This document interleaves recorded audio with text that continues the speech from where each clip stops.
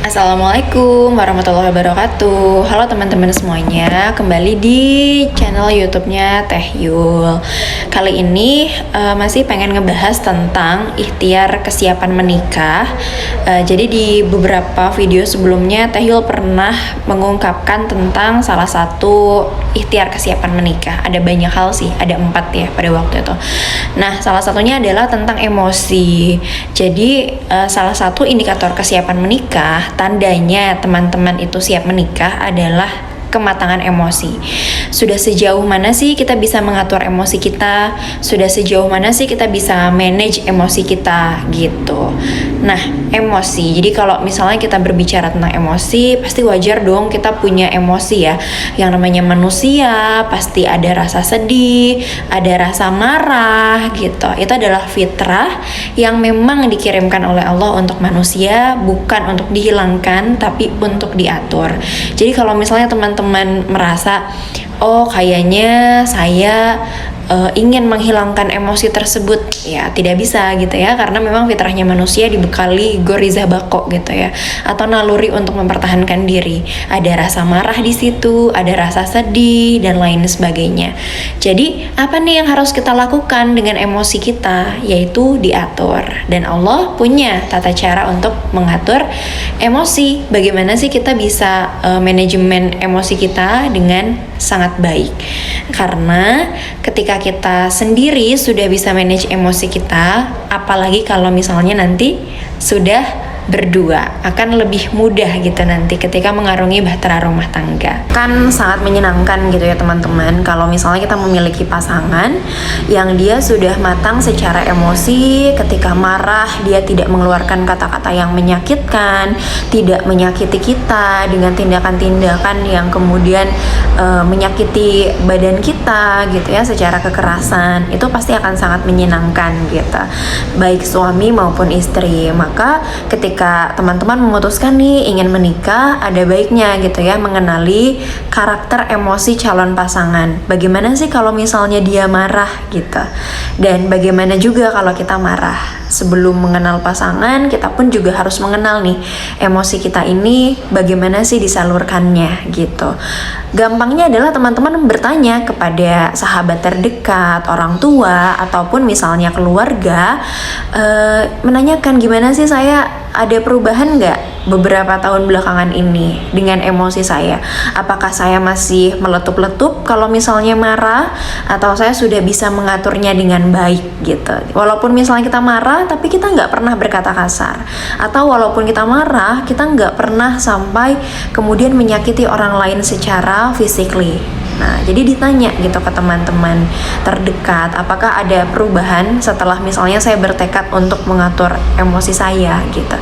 Jadi kalau misalnya nanti kita menikah dengan kematangan emosi yang seperti itu, pasangan akan sangat menyenangkan. Rumah tangga adalah sebuah perjalanan panjang yang membutuhkan tingkat kematangan emosi yang luar biasa. Karena perjalanannya bukan 1 hari, 2 hari. Kita kan menginginkan rumah tangga yang langgeng gitu. Maka harus dibangun dengan pondasi yang kuat ketika kita sudah stabil. Walaupun belum 100% stabil, tapi kita memang ada kemauan untuk mengendalikan emosi kita. Nah, dalam Islam sendiri banyak cara gitu ya agar kita kemudian bisa mengendalikan emosi kita. Kalau dirasa udah marah gitu ya, langsung memohon kepada Allah dan selalu berdoa kepada Allah, ya Allah, lindungilah aku dari sifat marah yang kemudian menyakiti orang lain gitu. Langsung sadari, langsung ta'awuz kitanya ya. Terus kemudian ambil posisi yang lebih rendah, kalau berdiri duduk, kalau duduk tidur, begitu ya perintah Rasulullah. Dan berwudu gitu. Jadi kalau misalnya kita sudah melakukan hal-hal tersebut, langsung kita introspeksi, diam sejenak, apakah aku merasa marah?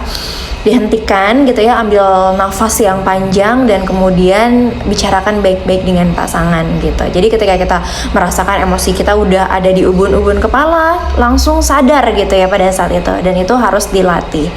Harus dilatih bagaimana caranya kita manajemen emosi tersebut gitu ya.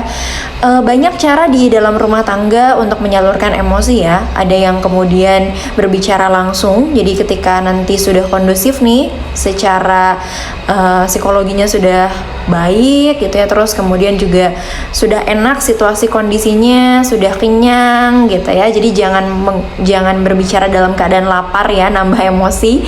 Jadi ketika tenang sebelum tidur diselesaikan gitu ya. Kamu tadi kayak gini ya, oh aku kayak gini, aku minta maaf kayak gitu ya. Jadi jangan ragu juga untuk minta maaf duluan. Terus yang kedua, teman-teman juga harus menyadari nih gimana sih cara komunikasi dalam rumah tangga yang sesuai. Kalau tadi ada yang berbicara langsung, atau ada juga nih disimpan kotak-kotak emosinya. Boxnya itu disimpan di misalnya chat room. Jadi ada satu grup yang isinya suami istri, terus misalnya pas suaminya kerja dia chatting gitu ya di WA, Abi maafin Umi ya tadi salah begini dan lain sebagainya, dan di list nih kira-kira misalnya satu hari ini saya melakukan kesalahan apa sama istri saya, dan suami juga begitu gitu ya. Bisa dalam chat room, bisa dalam tulisan. Nanti ketika akhir bulan misalnya dievaluasi, oh ternyata masih penuh banyak PR gitu ya rumah tangga kita. Jadi kalau misalnya suami istri saling menyadari harus mengatur emosinya masing-masing, salah satunya juga mau minta maaf, insya Allah gitu ya, ketenangan akan terjadi. Makanya ketika sebelum menikah tujuan atau visi misinya harus jelas gitu. Jelas kita ingin menginginkan keberkahan itu kan. Ketika suami istri menginginkan keberkahan, maka jalan-jalan tantangan-tantangan yang ada ke depan itu dianggap sebagai riak-riak gitu. Jadi jangan sampai menggoyahkan rumah tangga hanya karena masalah-masalah yang sepertinya memang masih bisa diselesaikan kayak gitu. Jadi ketika misalnya sudah menyadari itu semua, ya harus langsung diselesaikan. Jadi jangan sampai ketika sudah marahan, ada emosi di situ, disimpan untuk besok, dan pasti suatu saat akan meledak gitu.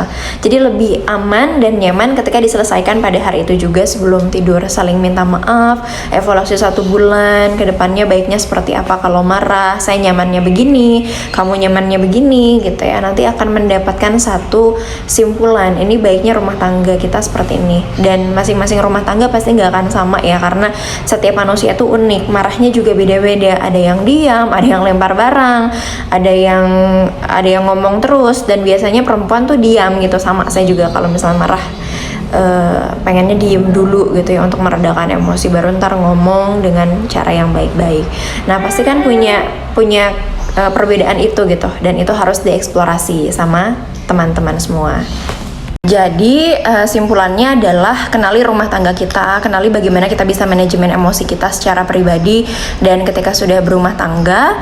Nah setelah itu tentukan formula yang tepat gitu. Insya Allah kalau kita tujuannya adalah keberkahan, ingin sakinah mawaddah warohmah, Allah pasti membantu kita untuk manajemen emosi kita. Ya segitu aja ya. Wassalamualaikum warahmatullahi wabarakatuh.